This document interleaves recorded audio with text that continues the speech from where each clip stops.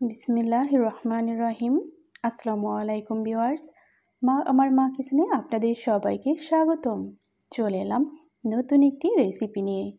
আজকে আপনাদের সাথে শেয়ার করব কিভাবে 1 কাপ সুজি দিয়ে এরকম দুর্দান্ত একটা বিস্কুট তৈরি করা যায়।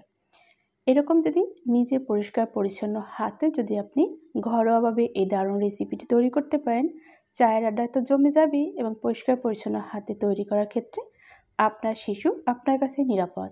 তাই চেষ্টা করুন পরিষ্কার পরিচ্ছন্ন হাতে বাসায় এরকম দারুণ একটি বিস্কিট তৈরি করার জন্য। আশা করি আপনাদের ভালো লাগবে। আর যদি ভালো লাগে তবে লাইক দিয়ে ভিডিওটি কিন্তু কন্টিনিউ করবেন। যারা এখন আমার চ্যানেলটি সাবস্ক্রাইব করেনি, চ্যানেল সাবস্ক্রাইব করে সাথেই থাকুন। চলুন চলে যাই রেসিপিটি পুরো দেখার জন্য। প্রথমে এখানে মিক্সিং বলে আমি একটি ডিম নিয়েছি, দিয়ে দিচ্ছি এখানে হাফ কাপ পরিমাণে চিনি। এরপর আমি একটি চামচ দিয়ে খুব সুন্দর করে এটাকে বিট করে নেব। আপনারা চাইলে হ্যান্ড উইচ দিয়েও কিন্তু এটা খুব সুন্দর করে বিট করে নিতে পারেন। যখন চিনি থেকে এরকম পানিটা বের হয়ে যাবে তখনই বুঝতে হবে বিট করা হয়েছে। ঠিক এই মুহূর্তে দিয়ে দিচ্ছি 2 টেবিল চামচ পরিমাণে রান্নার রেগুলার সয়াবিন তেল। আমি এখন আবারও 2 মিনিট বিট করে নেব। তেল, চিনি এবং ডিমটাকে খুব সুন্দর করে ফেটিয়ে নিতে হবে। যখন এরকম ফেটানো হয়ে যাবে ওই মুহূর্তে দিয়ে দিচ্ছি এখানে 2 থেকে 3 ফোঁটা পরিমাণে অরেঞ্জ কালার ফুড। আপনারা চাইলে এটাকে স্কিপ করতে পারেন, কিন্তু এটা দিলে দেখতে ভালো লাগে। যখন এটাও মেশানো হয়ে যাবে ঠিক ওই মুহূর্তে আমি বাকি উপকরণগুলো মিশিয়ে দেব। এখানে আমি দিয়ে দিচ্ছি 1 কাপ পরিমাণে সুজি, এখন অ্যাড করে দিচ্ছি 1 কাপ পরিমাণে আটা, দিয়ে দিচ্ছি 1 কাপ পরিমাণে ডিপ্লোমা গুঁড়ো দুধ, দিয়ে দিচ্ছি হাফ চামচ পরিমাণে বেকিং পাউডার। এখন আমি অ্যাড করে দিচ্ছি স্বাদ মতো লবণ।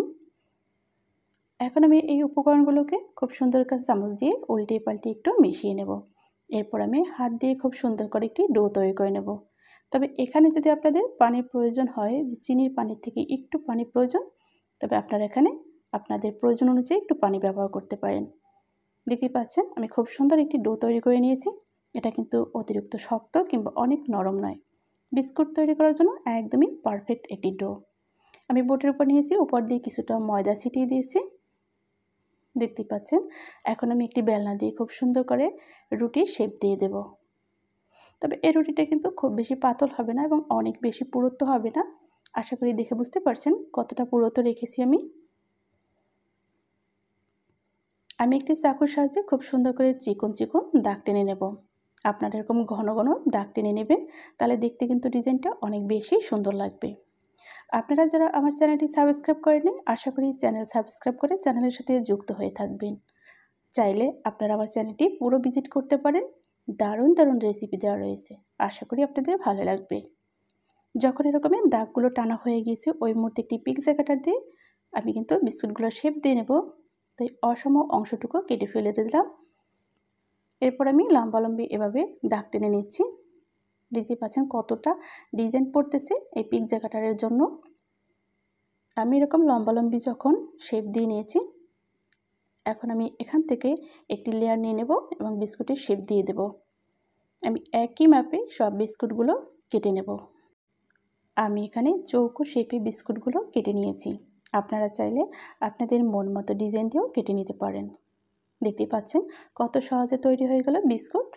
এই যে এরকম কিন্তু আপনারা নিজেদের হাতে বাসা বাড়িতেই তৈরি করতে পারেন স্বল্প উপকরণ দিয়ে দুর্দান্ত স্বাদের বিস্কুট।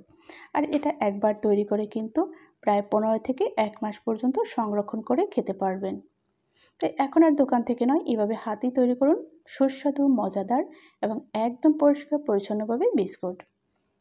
দেখতে পাচ্ছেন বিস্কুটগুলো কিন্তু তৈরি হয়ে গেছে। আপনাদেরকে একটু সাজিয়ে দেখালাম যে আসলেই দেখতে কতটা সুন্দর হয়েছে।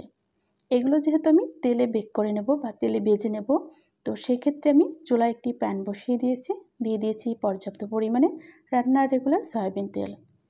একটু গরম হবে তেলটা, যে আপনার মনে হবে যে তেলটা একটু গরম হয়েছে স্বাভাবিক, ওই মুহূর্তে আমি কিন্তু একে একে সব বিস্কুটগুলো তেলে দিয়ে দিচ্ছি। আমি চামচ দিয়ে ভালো করে একটু নেড়ে চেড়ে নিচ্ছি। দেখতেই পাচ্ছেন তেলে দেওয়ার সাথে সাথে কিন্তু বিস্কুটগুলো একটু ফুলতে শুরু করেছে। চুলার আঁচটা মিডিয়ামে রেখে আমি এখানে 4 থেকে 5 মিনিটের মতো বিস্কুটটা ভেজে নেব। দারুণ একটা কালার চলে এসেছে। আমি কিন্তু উল্টে পাল্টে একটু দিচ্ছি, আর এতে কিন্তু বিস্কুটগুলো অনেক বেশি ক্রিস্পি হবে। আপনারা যারা এখন পর্যন্ত ভিডিওর সাথে আছেন কিংবা দেখতেছেন, আশা করি একটি লাইক দিয়ে দেবেন, কারণ আপনার একটি লাইক আমার ভিডিওর জন্য অনেক বেশি মূল্যবান। বিস্কুটগুলো যখন এরকম দারুণ একটা কালার চলে এসেছে, আমি তখন বিস্কুটগুলো তেল ঝরিয়ে তুলে নিচ্ছি একটি চাকনির সাহায্যে। আমি একে একে এরকম সব বিস্কুটগুলো তেল ঝরিয়ে তুলে নিচ্ছি এবং ফাইনালি আপনাদেরকে সার্ভ করে দেখিয়ে দিচ্ছি ঘরে তৈরি বিস্কুট কতটা সুন্দর হতে পারে, যা চায়ের আড্ডা আপনাকে কিন্তু মন মাতিয়ে দেবে। তো তৈরি হয়ে গেল দুর্দান্ত স্বাদের এই বিস্কিট, স্বল্প উপকরণে এবং খেতে খুবই মজাদার। আপনাদের মতামত কমেন্টের মাধ্যমে জানাতে একদমই ভুল করবেন না। আজ তবে এখানেই বিদায় নিচ্ছি, দেখা হবে আগামীতে নতুন কোনো রেসিপির সাথে ইনশাল্লাহ। সে পর্যন্ত সবাই ভালো থাকুন, সুস্থ থাকুন। আল্লাহ হাফেজ। আসসালামু আলাইকুম ওয়া রাহমাতুল্লাহি ওয়া বারাকাতুহু।